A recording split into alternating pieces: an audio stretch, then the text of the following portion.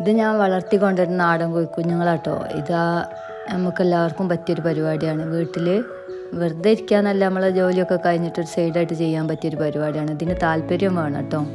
അപ്പോൾ നമുക്കിതിനെ കൊണ്ട് നല്ലൊരു പൈസ തന്നെ ഉണ്ടാക്കാം. നമ്മൾ വീട്ടിലുള്ള മുട്ട എടുത്തിട്ട് വിരിയിപ്പിക്കുക, അല്ലെങ്കിൽ വീടിൻ്റെ അടുത്തൊക്കെ നല്ല നാടൻ കോഴികളുണ്ടെങ്കിൽ അവരോട് പോയി വാങ്ങി കൊണ്ടുവന്നിട്ട് മുട്ട വിരിയിപ്പിക്കുക. അങ്ങനെയൊക്കെ ചെയ്യുമ്പോൾ നമുക്ക് ഒരുപാട് പൈസ ഉണ്ടാക്കാം. ഒരു മാസം നമ്മൾ വളർത്തിയാൽ ഇതിൽ നിന്ന് നമുക്ക് നല്ലൊരു വരുമാനം തന്നെ കിട്ടും. ഒരിക്കലും നമ്മൾ പ്രതീക്ഷിക്കാത്തൊരു വരുമാനം തന്നെ കിട്ടും. ഇതിന് മെയിനായിട്ട് നമുക്ക് വേണ്ടി ഞാൻ നേരത്തെ പറഞ്ഞ മാതിരി താല്പര്യമാണ്.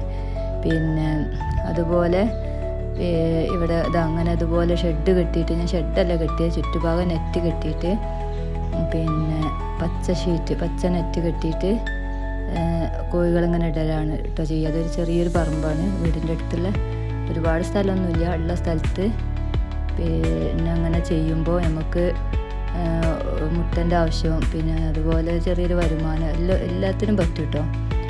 അപ്പോൾ ഇങ്ങനെ ഞാൻ ചെയ്യുമ്പോൾ എനിക്ക് മനസ്സിന് നല്ല സന്തോഷമുണ്ട്. അതുപോലെ ഒരുപാട് സമയം നമുക്ക് വെറുതെ ഇരിക്കേണ്ടി വരില്ല.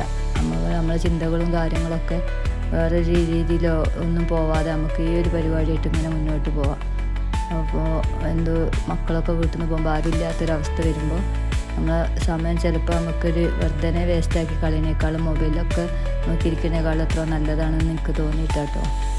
ഇത് ഒരാൾ പൊരുത്ത് കിടക്കല്ല, പൊരിഞ്ഞതാണ്. എൻ്റെ വീട്ടിൽ ഒരു മുട്ടല്ല, 2 മുട്ടുണ്ട്. പിന്നെ 2 മുട്ടുണ്ട് കേട്ടോ. അപ്പം അത് ഞാൻ പറയാൻ കാരണം എന്താ വെച്ചാൽ, ഇതിങ്ങനെ നമുക്ക് കിട്ടും, പിന്നെ മക്കൾക്ക് കൊടുക്കുക, പിന്നെ അതല്ലാതെ നമ്മളെ കോഴികൾക്ക് വിരിയിപ്പിക്കാനും വെക്കട്ടോ. അപ്പോൾ നല്ല പരിപാടിയായിട്ടാണ് എനിക്കിത് തോന്നാറ് കേട്ടോ.